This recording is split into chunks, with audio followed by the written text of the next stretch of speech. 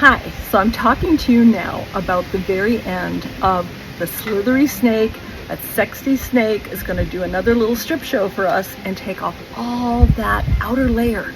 So while that's happening on the inner layers and the inner realms for ourselves, we can also do this to our homes.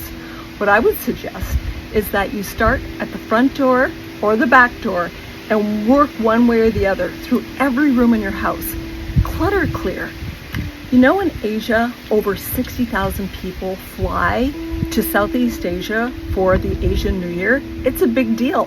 They're going back to see family, they're going back to visit grave sites, they're going back to really participate in this 2-week celebratory period, which goes from the new moon in February, 2 weeks later until March 3rd, which is the day I'm hosting my workshop. So what I would suggest is, because they go through such a preparation period, they get rid of things they don't need, they clean the house meticulously, they prepare their special food, they buy new items to wear, maybe not a whole wardrobe, but they always buy something new to go into the new year with.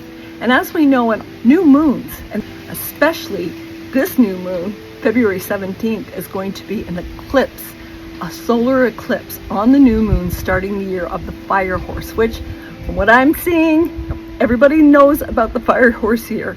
I'll talk more about it, but it's going to be dynamic and powerful, and we better be on the right side of it because it is going to take a lot to go through such a dynamic year.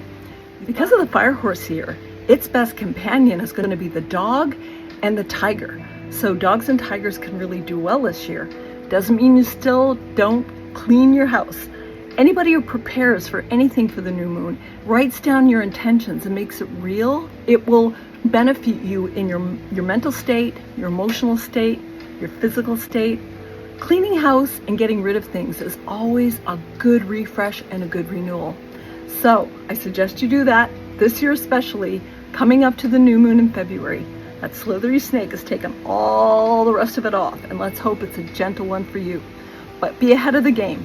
Clutter clear your home and you will be prepared for this next dynamic year. Also, an interview on February 3rd with Ashala Yardley. I'll be posting more about that in the notes below. Ciao!